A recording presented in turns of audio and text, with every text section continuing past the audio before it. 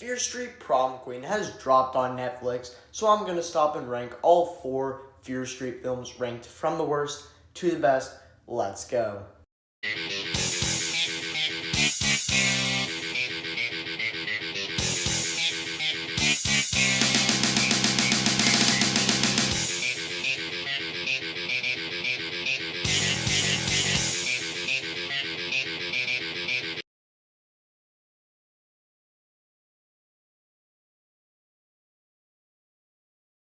So yes, I'm going to be ranking all 4 Fear Street films, and remember, my list is not the right list. It's just my list. I'd love to hear your list in the comments. Share your ranking of all 4 Fear Street films.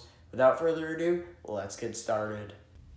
In last place, Fear Street Part 3, 1666.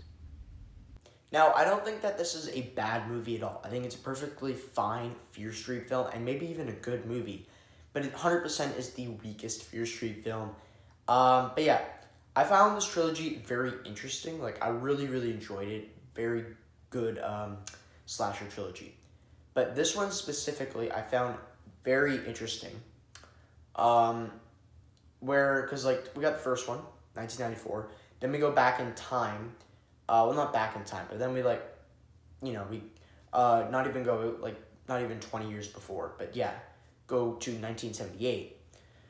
And then from 1978, we go to 1666. Now, 1978 was, like, told in a story form where, like, Ziggy was telling the story of what happened, and then we go into the movie. And a lot of movies do that where they're just explaining the story, and then that's how we go into the film. This one, Dina just, like, touches the hand that we saw in the first one, Sarah Fier's hand, and we see all, like, it shows the entire story, how Sarah Fier is innocent, and she was hanged, and all that stuff. I found that very interesting, okay? 1666, that was a very long time ago. And it does something interesting where, like, for part 2, we got a whole new cast. Now, part 3, instead of just getting another whole new cast, they take the same cast from the first 2 movies and bring them into here, but they're playing different roles, obviously. Like, Dina here is Sarah Fier. We also got Josh in here, Katie, Simon, Sam's here. We also got from part 2, like, Sadie Sink, Ziggy is in this, Cindy, Tommy. Like, we got the entire cast from the first 2 films playing different roles in here. And now I found that kind of interesting because maybe they didn't want us to get bored of just another cast, brand new cast. Instead, they just got them here to play different roles and tell us how the whole story with Sarah Fier went. And then we go, to part 2 of 1994. I found that pretty cool, very creative and interesting. But yeah, the first hour of the film that is in 1666, I was just not a fan of. I found the film to be boring, and I just really, until the end when Sarah Fier was hanged and stuff, and we learned the truth about the goods, I was just not interested in this film, and I was just like, this is super boring. I actually, normally when I rewatch 1666, which I never do, I never go back to this one. I go back to the first 2 a bunch. I also like going back, like, I think I will go back to Prom Queen more than I will go back to this one. I just find this one extremely boring. Like, I watched it for the first time, and now when I do rewatch this, because I did rewatch it leading up to Prom Queen, I rewatched it, and I skipped the 1666 part. I, like, went back to, like, the 5 minutes of 1666. It is hard to say 6 freaking 3 times. But yeah, I, like, go back to the 5 minutes of that first hour, and then when we go to 1994 part 2, like, that part I watched. That's the main part. That's the part that makes this film good, carries the entire movie. But yeah, that first part, 1666, not a fan of, really boring, just did not care about that. And that's just really what makes this film, like, a disappointing conclusion to the trilogy. But now when we get to the 1994 part 2, I really enjoyed. We got Dina, Josh, Ziggy, and that new guy, I forget his name, but he was also in the first film. He was supposed to be in prison, but Josh helped break him out. and the four of them go to the mall and like set up traps. Like the film 1994 Part 2 really reminds me of Stranger Things Season 3 and Home Alone. Because they're in the Shadyside Mall, and that mall actually really reminds me of Starcourt Mall from Stranger Things Season 3. And most of Stranger Things Season 3 is filmed in Starcourt Mall. So that really just brings back great memories because Stranger Things is my favorite show of all time. So, and Season 3 was phenomenal. And the Home Alone part, they set up a bunch of traps to get all the killers into there. So, and Home Alone, that's my favorite Christmas movie and one of my favorite movies of all time. So, really enjoyed that part.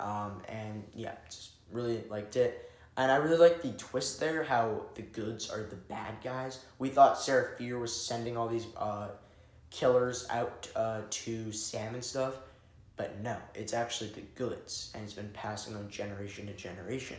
So Nick Good is a bad guy. We knew him as a sweet, kind guy from the first, for part 2, but no, he's a bad guy. So that was really cool. They lead him into the mall, and they kill Nick Good and stop the curse. Sam comes back to normal, and all the killers die. So I really enjoyed. That was the satisfying conclusion I wanted.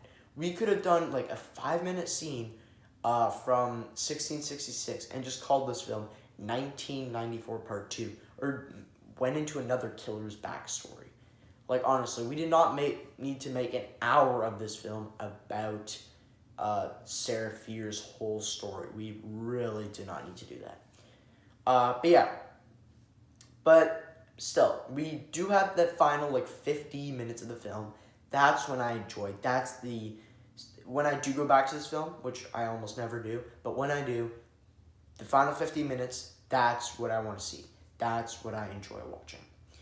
But yeah, an okay, sort of satisfying conclusion to the trilogy. In third place, Fear Street Prom Queen. Now, I'm not saying that this was a better film than 1666.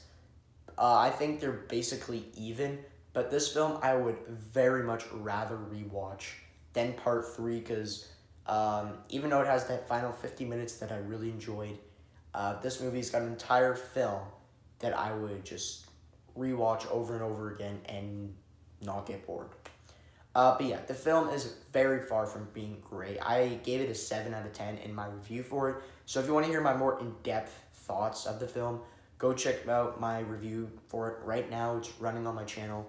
Go check it out. But yeah, the film was very generic. It was just a slasher film. Honestly, I don't even know why this took the Fear Street name. It shouldn't have, because it was just a generic slasher film. Could have just been called Prom Queen and leave it there. But yes, it was set in the world of Fear Street. Shouldn't have, but it was. But yeah, very generic. It was just your generic whodunit slasher film. So what it was, the film was probably the goriest of the franchise. I can just say that right now. Very gory movie. Like, you will get some pretty, like, not creative kills, not like the Saw movies or anything, but you will just get grossed out, because I did. Whew. It took me a couple days to, like, almost recover, because I was just like, ooh, it's really gory. Like, I had to pause it a few times to just take it all in. But yeah, very gory movie, so if you're not a fan of gore, don't check out any of these movies, but specifically do not check out this one. It doesn't look like it'll be gory. Trust me, it is. Watch out. But yeah, the twist of the film, one of the twists I actually enjoyed. Like, I was like, okay, not bad. But the other two where, like, just takes a turn where you think it's over and the killer has been revealed. It doesn't, and it goes further out, and yeah, we get 2 more killer reveals, and both of them were so painfully obvious, it just almost ruined the movie. But I did really like the final girl, Laurie Granger. I really enjoyed her, her friend Megan. I did really enjoy the characters here. And yeah, the final girl, Laurie, she did a great job, and I actually really want to see her in more films.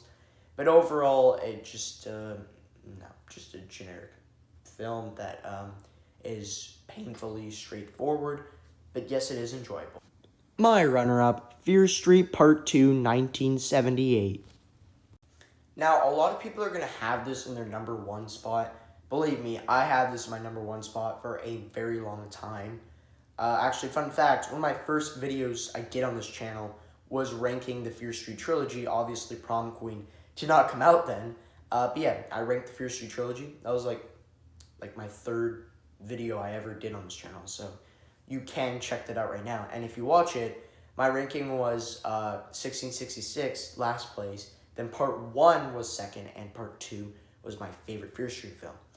Now, this movie did not hold up the same on rewatch. Like, I used to watch this movie a lot, and I mean a lot. This was the one I just went back to. I loved this film for a very long time. But then I just didn't rewatch it for a decent while. Like, I watched a bunch when it came out, and last year even. But then watching it this year, because I took a break from the Fear Street trilogy for a while, but just this movie did not hold up the same as it did when I loved this movie. Yes, it is a decent and really good Fear Street film, but the film just felt generic. Like, honestly, people say it isn't. Very much it is. Yes, it does have the, like, sauce flavor that the first film had, or, like, the Curse of Sarah Fear and stuff. I think it should have focused on that more, because all it did was, like, when Cindy and Alice are, like, in the cave, and they're, like, names on the wall, and they're learning a little bit about what's happening to Tommy and stuff, which is Cindy's boyfriend, all that stuff, but still, it could have focused on that more, other than the ending, because we do get all the killers, like Ruby Lane is there, and a bunch of other killers, the Billy Barker, whatever, with the bat, and a bunch of other killers. Yes, they are there, and when they kill Cindy and Ziggy, but yeah, Ziggy comes back to life. Okay, yeah, so other than the ending, and a little bit of, like, stuff in between when Cindy and Alice are in the cave and they're learning about this stuff, other than those two things, the film is just very generic. They're at a camp, and there's a killer on the loose with an axe, and he's killing people at the camp. Where have we seen that before? Yeah, I can name several movies where they just did that. But yes, still, this is a very rewatchable movie. I really enjoy this movie. It is a lot of fun. It is a total blast of a film. We get some really cool 70s music in this movie. And we get Sadie Sink in this movie. And she plays one of my favorite characters in Stranger Things. So, like, she's just a great actress, and it was really nice to see her in this movie. She did a great job. She carries. She's one of the main reasons why I really like watching this movie. So hopefully when I watch this again, it holds up. But yeah, as of right now, I'm actually disappointed. I really wanted to love this movie even more. Sadly, I didn't. But still, a totally rewatchable and fun movie. It's probably like 7.5 out of 10 for me. Really good movie, but it's not great. But in first place, Fear Street Part 1, 1994. The movie that kick-started off this trilogy and probably all the future Fear Street movies to come, if they do. Hopefully they do, because I would watch 100 more of these movies. But this movie just is everything I wanted it to be. We get some gory kills. Actually, we get the most brutal kill of the entire, all four of them. This is the most brutal kill. It's where Katie, whatever, she gets picked up by the Skull Mask Killer, and at the supermarket, she's jabbed her face into, like, this, I don't even know what it is. I'm saying it's a bread cutter, but again, I don't know what this is, but it's just this cutting machine, and she gets her face jabbed into it. Oh, man, it was 2021 when I watched this, and I was, like, 10 or 9, so I was just, like, in shock. But yeah, that is 100% the most brutal kill of all four of them. So, yeah, pretty dang brutal. But yeah, I really love these characters here.